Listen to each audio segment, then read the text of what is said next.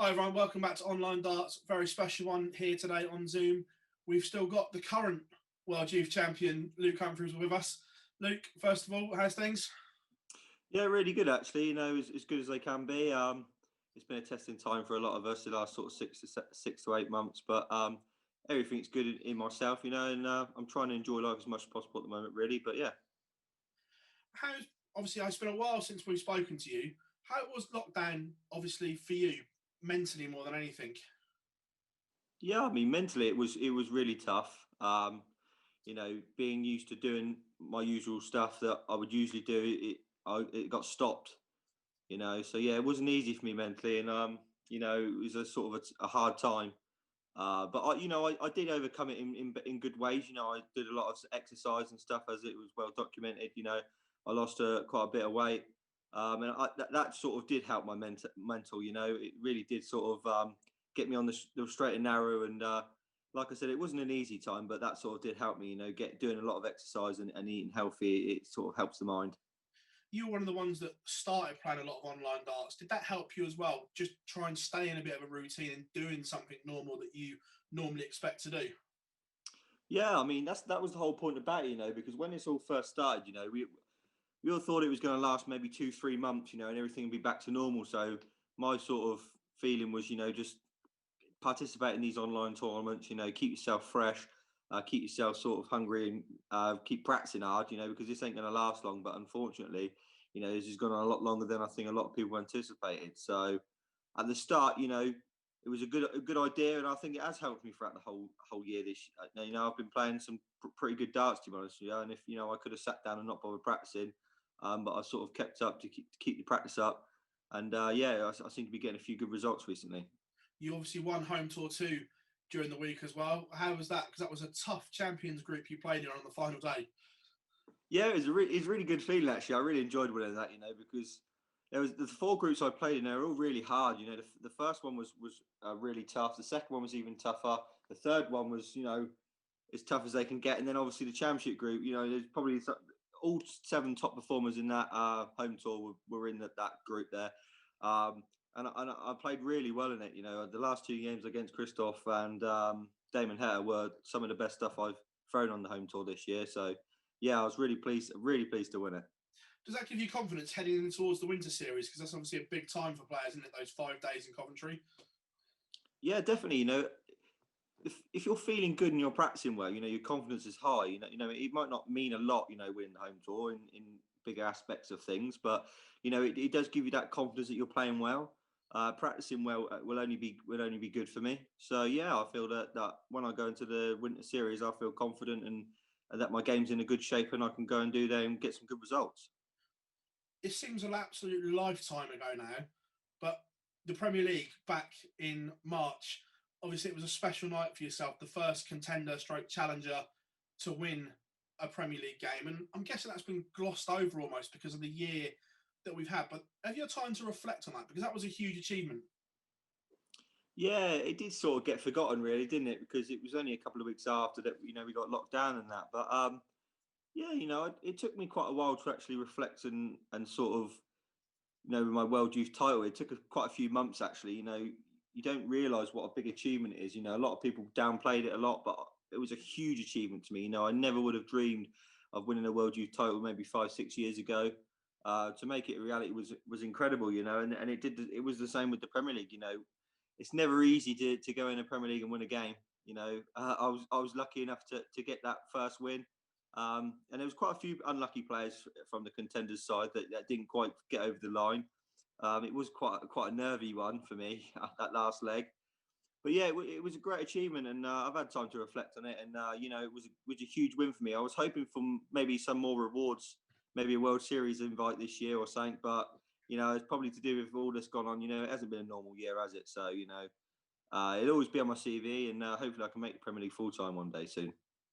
Were you glad that you got your night in an arena with fans? Because I know speaking to Chris Dobie and that afterwards, and he said it was obviously a great experience to play in the Premier League again, but it wasn't the same at Milton Keynes behind closed doors.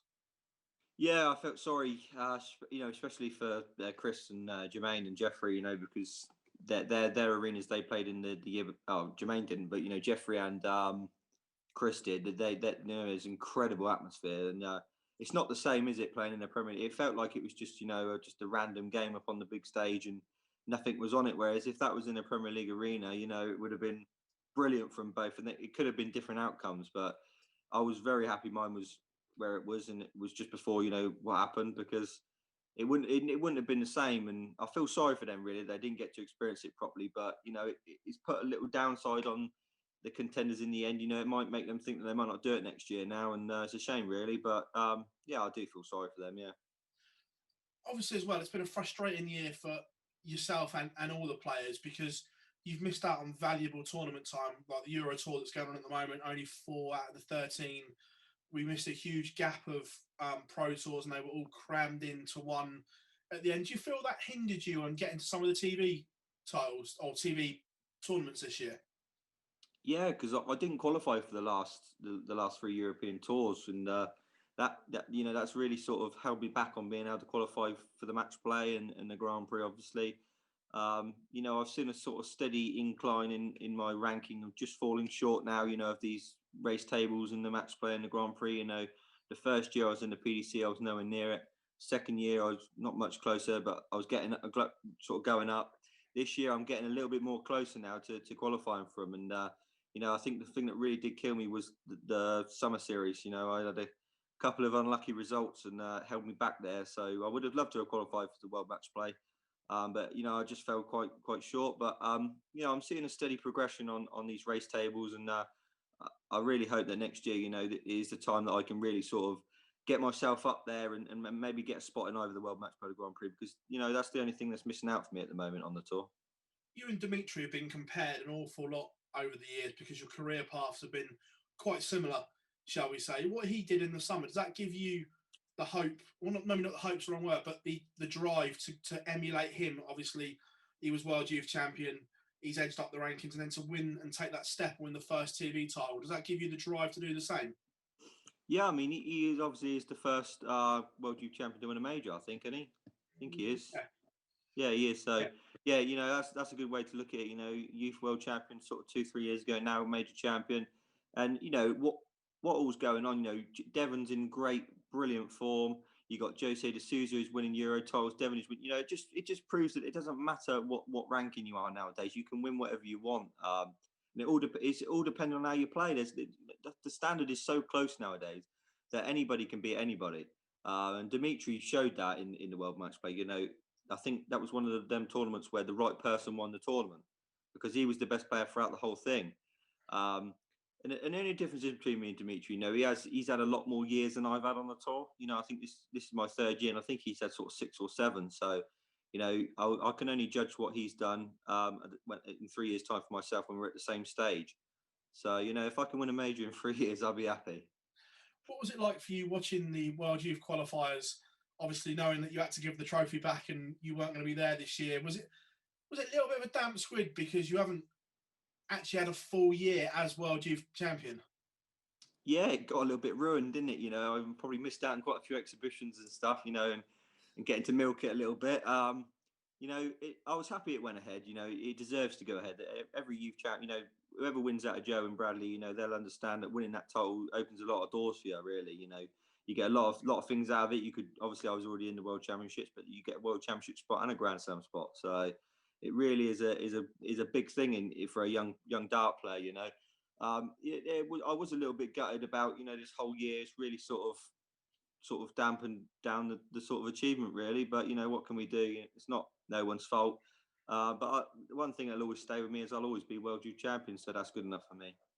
Speaking of the Grand Slam, how excited are you to be heading to Coventry for the Grand Slam this year? Yeah, I mean, I'm really excited, but I'd have been more excited if there was a crowd, to be honest. I really did think that there was going to be, to be honest. When we're looking at the situation, say 3-4 months ago, I really did think that there'd be a chance of a few sort of 100 people at least there.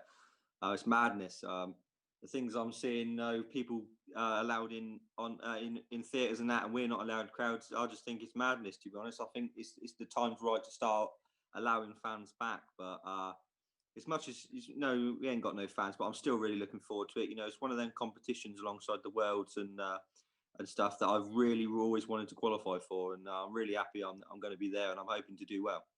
Speaking of the Worlds, obviously it's somewhere where you've made your name the last few years. We don't know what's going on with this year's one yet. Would it be the same to you? Would it still be the World Championships if you were playing in an empty arena? I suppose that's you can. The only way I can answer that question is when I'm there. You know, I've never played behind in a big stage behind closed doors, so I don't really know what it feels like. I'll obviously get a little bit of a taster at the Grand Slam, but you know, it will dampen the spirits of it being a world title because it just won't feel the same. I mean, Ali Pali with no crowd, just it doesn't sound right, does it?